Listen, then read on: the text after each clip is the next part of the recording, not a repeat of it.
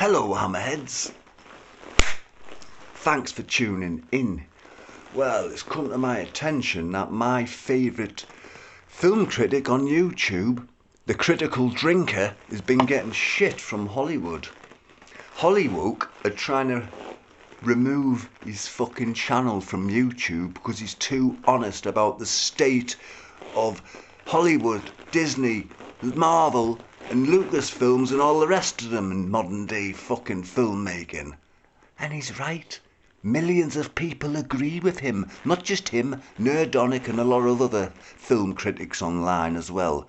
And if Hollywood were doing the jobs properly, there wouldn't be people like that online, would there? No, we need critics, especially decent ones like the Critical Drinker. And he doesn't just slag off crappy films either. You know, he recommends really great films that he loves, so it's not all just one-sided. You know, being called racist, transphobic and conservative and all this crap just like the rest of them. I get all that crap as well.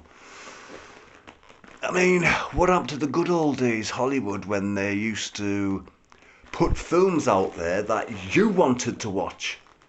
But now they're putting films out there that they want you to watch, or else. And if you don't go and see the films, you're all racist in their eyes. That's a lovely way to treat paying customers, isn't it? You know, look at the last Raiders of the Lost Ark film, for God's sake. The Indiana Jones film. You know, it's been reduced, Harrison Ford, to this bumbling, self-loathing idiot who's been reprimanded all the way through by this obnoxious, arrogant, annoying shit actress who's like about 20 times younger than he is. Oh, but she knows everything.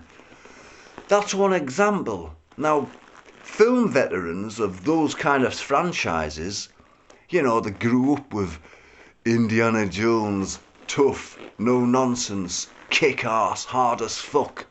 You know, they don't want to pay good money to sit in a theatre for 3 hours to be lectured to by a bunch of talentless kids. That's not what people pay money for.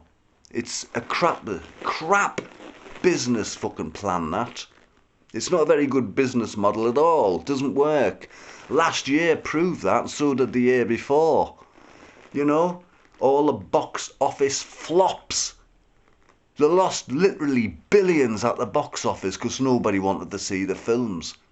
And it's hardly surprising when you see the shit they're churning out. The identity politics, the political correctness. You know, you've got to have a trans in there somewhere. You've got to have a person of colour in there, or everybody of colour almost. None of them have got any talent and they're not renowned actors, but they've got to be there to virtue signal. People don't want to go and see that. People don't want to go and see a female trans black James Bond either. I mean, don't get me wrong. Denzel Washington, he's in the Equalizer franchise. But the difference being is, the Equalizer, it wasn't written exclusively for a white person anyway. He's brilliant. The Equalizer films are brilliant because it's bloody brilliant storytelling, which is lacking in Hollywood, Hollywoke. They don't give a shit anymore. No character arcs, nothing. I mean, it's disrespectful for paying customers. That's why a lot of people are boycotting it now. You know, they call all their fucking customers because they're not going to see the films. They call them all the names under the sun. Oh, they're all racist. That's why they haven't gone to see this awful remake of ours. No, they're not racist. You're racist for putting shit out like that. It's not needed. We've had diversity forever in Hollywood. I mean, I can go back almost 60 years. You know, Night of the Living Dead, 1968. Diverse.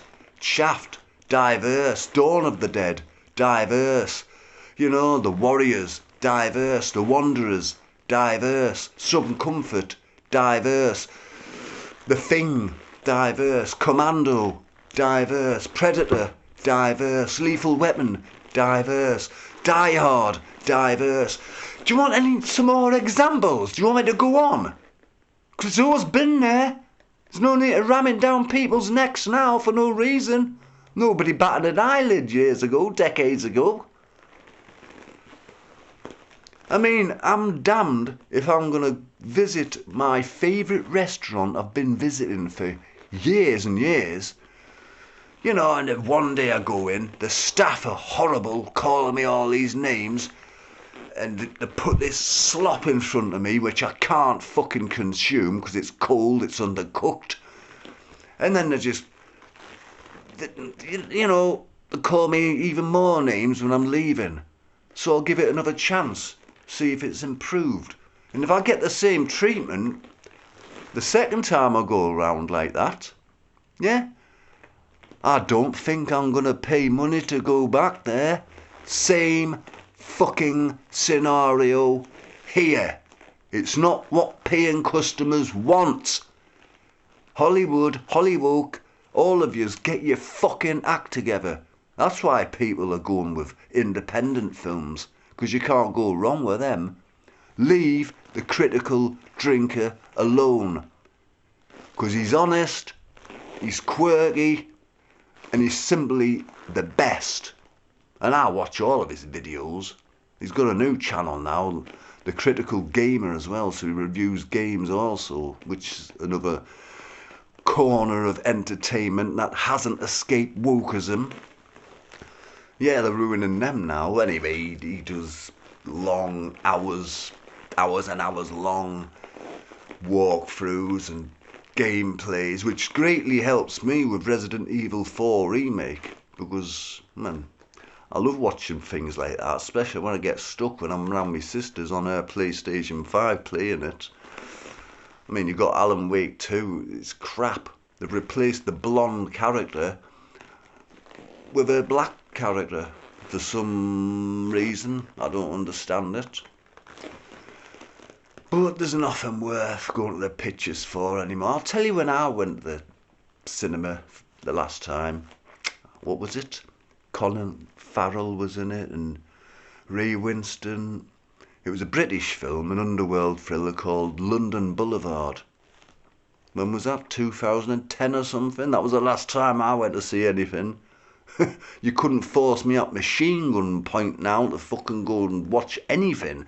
Sit through 5 minutes of it. I missed A Sense of Freedom, or was it A Sound of Freedom? I missed that. Top Gun Maverick, probably the two best films that have come out of Hollywood last year. Disney dropped the first one I mentioned. No, people are saying it's a right-wing conspiracy because it's highlighting a very important issue, which is child trafficking. I mean, I'm very suspicious of anybody who's against that film, even before they've even seen it. Right-wing conspiracy theory? What, child trafficking? It exists. It's there.